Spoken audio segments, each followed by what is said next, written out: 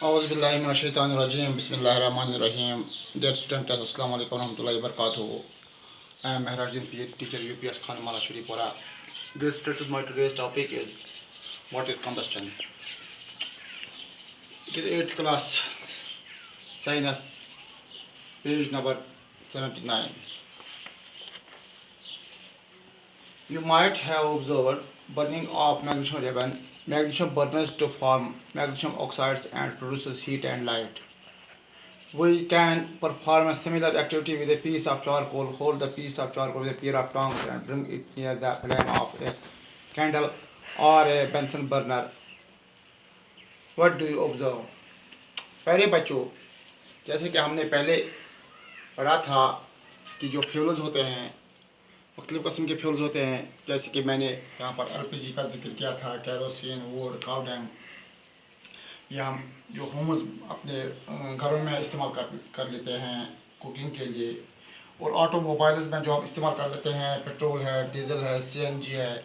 इसी तरह इंडस्ट्रीज़ और फैक्ट्रीज़ में चारकोल या बहुत सारे जो ऊपर वाले जो ये फ्यूल्स हैं उनमें भी हम इस्तेमाल कर लेते हैं इसमें। तो यहाँ पर हमने जिक्र किया था बीच में मैग्नीशियम रिबन का। देखिए, जब हम मैग्नीशियम रिबन को जलाते हैं तो हमें वहाँ से क्या हासिल होता है, प्रोड्यूस क्या होता है, मैग्नीशियम ऑक्साइड। जब मैग्नीशियम ऑक्साइड प्रोड्यूस में होता है और मैग्नीशियम ऑक्साइड के साथ साथ हमें और एक चीज़ यानी heat and light, magnesium oxide के साथ हमें हीट और लाइट भी प्रोड्यूस होती है।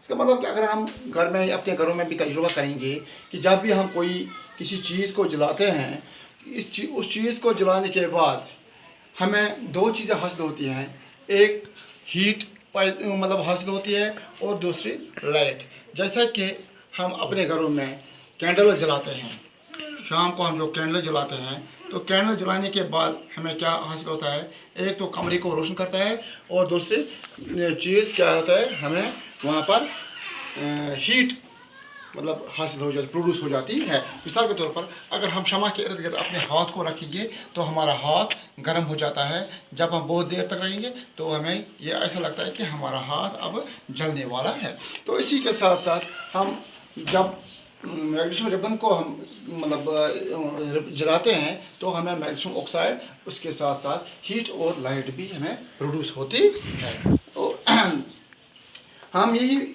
अगर हम देखेंगे कि हम यही जो ये एक्टिविटी है, सिमिलर एक्टिविटी हम दूसरे चीज़ यानी कोल को पर भी हम मतलब कर सकते हैं। इसी तरह बहुत सारे जो फ्यूल्स हैं उन पर भी हम वो कर सकते हैं। अगर हम एक कोल को ले लेंगे तो टांगस में इसको रख देंगे और हम बंसन बर्नर पर रखेंगे तो क्या होगा, तो कोल जो है, कोल भी वहाँ पर मतलब जलना शुरू हो जाएगी।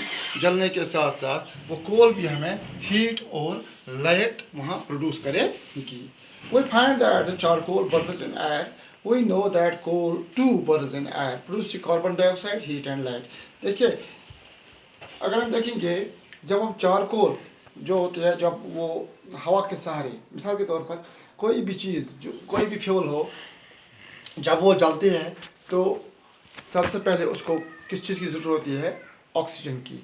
या अगर ऑक्सीजन ना हो तो कोई भी चीज़ नहीं जल सकता है। फॉर एग्ज़ाम्पल अगर हम शमा को जलाएंगे, मिसाल के तौर पर यह हमारे पास एक शमा है, इस शमा को हम जलाएंगे तो क्या होगा, तो ऐसे फ्लेम। अगर हम एक बाल्टी लाएंगे तो उस बाल्टी या किसी भी टम्बलर को लाएंगे तो इस शमा के ऊपर रखेंगे तो क्या होगा, यानी ये शमा क्या जल जाएगा या बुझ जाएगा। यकीनी तौर पर ये शमा जो है ये बुझ जाएगा, इसलिए क्या कि जो ऑक्सीजन लेवल है वो ऑक्सीजन लेवल की कमी हो जाएगी। ऑक्सीजन की मदद से ही ये शमा जो है वो जल जाता है। तो जब हम इसके ऊपर टम्बलर रखेंगे ऑक्सीजन बंद हो जाएगा तो शमा खुद ब खुद बुझ जाएगा। तो इस एयर की मदद से ये जो आग है वो जल जाती है। We know that coal too burns in air, produces carbon dioxide, heat and light. देखिए, जो कोल होती है, कोल भी हवा में जल जाती है और वहाँ पर वो हमें प्रोड्यूस करती है heat and light. heat and light. H heat and L light. A chemical process in which a substance reacts with oxygen to give off heat is called combustion. यानी जब भी कोई केमिकल जब इस ये वो केमिकल प्रोसेस जिसमें कोई भी सब्सटेंस रिएक्ट कर रहा है ऑक्सीजन के साथ और हमें वापस क्या देता है हीट, तो उसको हम क्या कहते हैं कंबस्शन कहते हैं, उसको हम कंबस्शन कहते हैं। पहले बच्चों आपको जहन में रखना चाहिए the substance that undergoes combustion is said to be combustible, यानी वो सब्सटेंस जो मतलब क्या होता है जो जल जाता है तो उसको हम क्या कहते हैं combustible substance. It is also called a fuel, इसको हम फ्यूल भी कहते हैं। यानी अगर हम पत्थर को जलाएंगे, पत्थर को जलाने की कोशिश करेंगे तो पत्थर जल नहीं सकती है क्योंकि वो कंबस्टेबल सब्सटेंस नहीं है। यानी वो चीज़ जो हवा मतलब जिस तो हवा के सहारे सब तो मतलब जल जाते हैं, जो जल जाते हैं जो आग पकड़ लेते हैं तो उनको हम फ्यूल्स कहते हैं। द फ्यूल में बी सॉलिड लिक्विड और गैस, यानी फ्यूल जो होता है ये तीन किस्म का होता है। एक जो होता है वो सॉलिड टाइप में होता है, दूसरा जो होता है वो लिक्विड टाइप में होता है और तीसरा जो होता है वो गैस की शक्ल में होता है। अगर हम सॉलिड फ्यूल्स की बात हम करते हैं, यहाँ पर हमें बहुत सारे फ्यूल्स मैंने यहाँ पर लिखे हैं, तो इन फ्यूल्स की अगर आप बात करेंगे तो इनमें हम इजीली सॉलिड, लिक्विड और गैस जो होते हैं उनको हम अलग अलग कर सकते हैं। जैसे कि अगर हम एलपीजी की बात करते हैं, अगर हम केरोसिन की बात करते हैं, वुड की बात करते हैं, काउडंग, तो इनमें अगर देखेंगे एलपीजी जो है ये गैस शक्ल की है, तो केरोसिन लिक्विड है और वुड जो है वो सॉलिड है। अगर हम इन तीन की बात करेंगे, ये तीन फार्म्स में है, अलग अलग है, तीन फार्म्स में है लेकिन तीनों फ्यूल्स हैं। तो इसी तरह cow dung, diesel, petrol, CNG, charcoal वगैरह वगैरह की आप बात करेंगे तो उनको हम इजीली अलग अलग कर सकते हैं कि इनमें सॉलिड कौन सा है, इनमें लिक्विड कौन सा है और इनमें कौन सा गैसेस है। तो पहले बच्चों sometimes light is also given off during combustion either as a flame or as a glow and the reaction mentioned above mentioned charcoal or combustible substance। अब देखिए किसी वक्त जो होता है जब कंबशन हो जाती है तो उस वक्त तो लाइट होती है, लाइट ऑफ हो जाती है तो वहाँ पर फ्लेम या ग्लो वगैरह नहीं उठती है।